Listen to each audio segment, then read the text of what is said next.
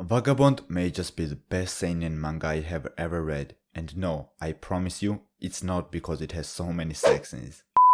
After I released my Vinland Saga video, a lot of people in the comment section started comparing it to Vagabond, and I got interested, so after 5 days of binge reading, here we are. Today I will be trying to show you why Vagabond will be the best seinen manga you will ever read.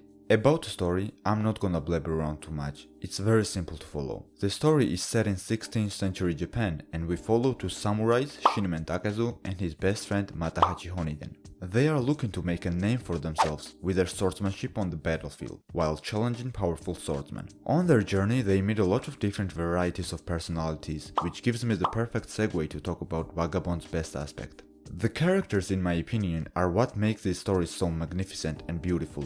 The story breaks the main protagonist syndrome. It truly makes every character feel special and needed. Every character in the story has a reason to be there and they are all important just like how it is in life. First, we have to talk about our two main protagonists, Takezo and Matahachi. They are two polar opposites of each other. Takezo is an ambitious, strong-willed and honorable warrior, while Matahachi is mentally weak, lies a lot and generally has an inferiority complex. But in my opinion, this was done purposely by Ino, because he wanted to show us how two radically different personalities could walk the right path to redemption. He made these two characters so different just because everyone could relate to them. Let's not kid ourselves, not every one of us can be as strong as Takezo is. Sometimes we lie, sometimes we end up being weak, and that's okay. Because in the end, even Matahachi ended up living an honorable life. You just have to understand yourself and your strong sides, and that's exactly what Matahachi did on his journey of redemption. On the other hand, Takezo's development is just so brilliant that I don't even know how I can put it in words.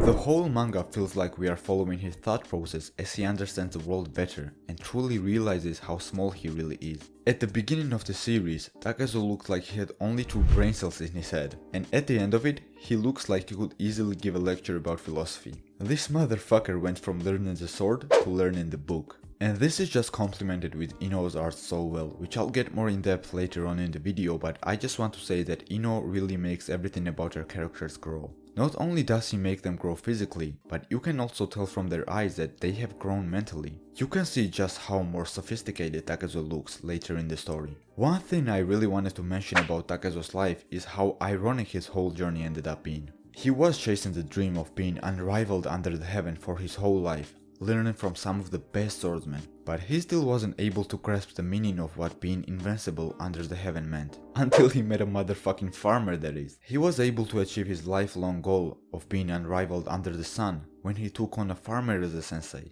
That's just brilliant writing in my opinion, because that's just how life be sometimes. You may find something that you are looking for very hard, just when you give up on it. Talking about the side characters, we just can't go on without mentioning one of the greatest side characters of all time, Dakwan.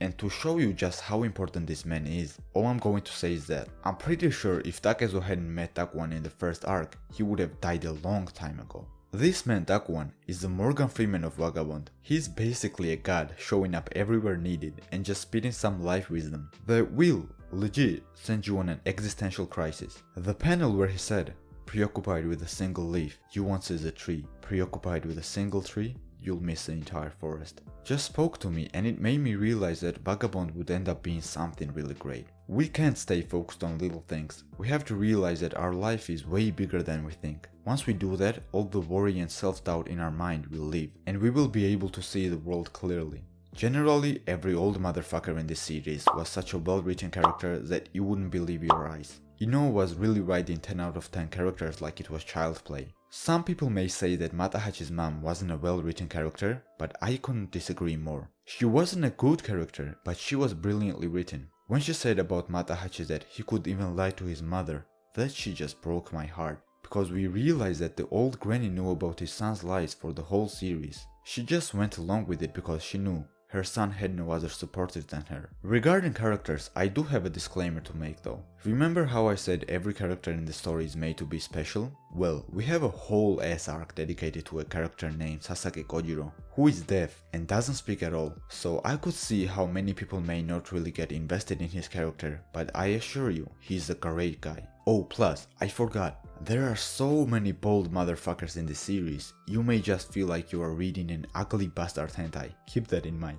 Now, let's talk about the art of the manga. I'm pretty sure if you guys have been on Twitter or any anime group on Facebook, you have already seen at least one screenshot of a Vagabond panel. The shit is just that beautiful. You can clearly tell that Ino put vast amount of effort into crafting this masterpiece. The characters all look very good. The scenery is beautiful and the fights flow very well, but there is something even more amazing about Ino's art that I already mentioned. The way he makes his characters grow from time to time is the most amazing thing in this manga, and the way he draws characters' eyes. I'm gonna have two pictures of Takazo on the screen right now, and just take a look at the major difference. You can see how much he has matured physically, but you can also see how much he has matured mentally, and that's an extremely hard thing to convey through art. Lastly, I really want to talk about the themes of Vagabond. I could talk about the topic for weeks and years. Vagabond just tackles so many difficult topics like happiness, true meaning of being strong, human ego, understanding the weak, understanding life itself. What does it mean to live a fulfilling life, and what does it mean to die accomplishing nothing?